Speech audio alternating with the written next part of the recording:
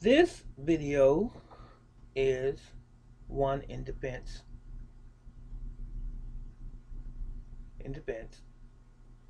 of actor, martial artist Michael Jai White. Just recently saw a video a few days ago of a so-called MMA fighter named Mike Perry issuing threats to Michael Jai White on Twitter, basically saying that Michael Jai White was not a fighter and that the movie Blood and Bone that Michael Jai White appeared in with Kimbo Slice and so forth, that he was just a martial arts film uh, actor, sort of what some people have said about Bruce Lee, only being an actor and not a martial artist. And he basically is saying that Michael Jai White couldn't really fight in the ring if he had to. And I commend Michael for how he handled it on Twitter when he responded to Perry. He was very cordial, howbeit he may have felt a different way personally. He just did not express that on Twitter, which was probably wise of him, seeing his celebrity and so forth, and probably the image that he wanted to maintain. But he was very professional in how he responded. And then Mike Perry came back again with another negative or derogatory statement, basically saying the same thing, that Jai White couldn't fight, and what he does in the movies is totally different than an elbow or a knee to the nose or chin. And Michael responded again in great passion.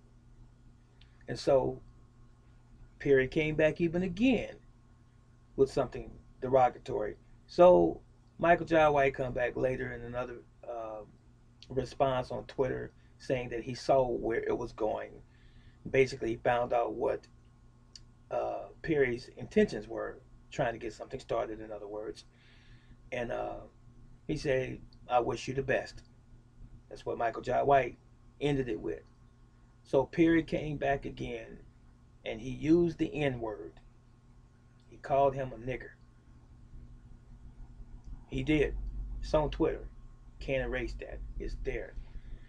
Uh, there was something or a word that preceded that, but it's interesting to me uh, when you see personalities that are in the martial arts world that claim to be champions, that claim to be fighters, that claim to be great proponents of the martial arts.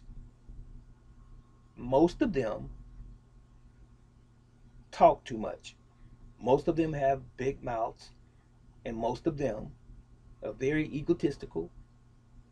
They have huge egos, and they just basically have bad attitudes because they're not really martial artists. They may have studied in or trained in martial arts, but they're not real martial artists, because real, true martial arts practitioners and even masters don't talk like that. They don't go for bad. And how good they really are, they don't ever talk about it. They don't ever say, I'm the best and I can beat this person and nobody can beat me. Martial artists just don't do that. So this guy Perry, I've seen a couple of his matches, and he ain't all that. He's not.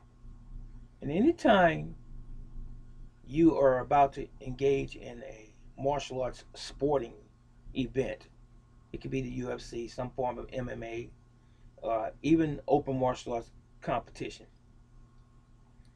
You don't go in with your chest stuck out, looking at the crowd, saying that, I'm the king of this thing called martial arts. Right there is an indicator that you have no humility whatsoever. Most martial arts practitioners that are true to their craft They just stand there. They bow in humbly. They do what they have trained to do. And whatever the outcome is, it's the outcome. There's no big emotions involved. If they lose with honor, respect for the other individual, and humility. And they walk away to come back another day, perhaps. But all of the anger and they cheated and things of this sort, this stuff has no place in martial arts. Real martial artists, true martial arts practitioners, love their arts. They don't have to push it to the point where they bastardize it. They make it less honorable than what it is. When you see true martial artists, they are tried and true. These individuals, they begin with humility and they end with humility. It's never about self. It's never about an inflated ego. It's never about I'm the baddest thing on the earth. All of that is just simply that, something else. So this Mike Perry guy, he doesn't represent my martial arts. Never has. And chances are he probably never will. He's just a spoiled brat who thinks that he's on top of the world. But one thing he hasn't realized, maybe the world's on top of him. Because he has nothing really to offer the world in terms of true martial arts acclaim, I guess you can say, for lack of a better word. He doesn't represent it. He represents simply something else, but it's not martial arts. What say ye? And again, I applaud Michael Jai White for handling this situation in a very, very professional manner. Hats off to you, sir. Take care.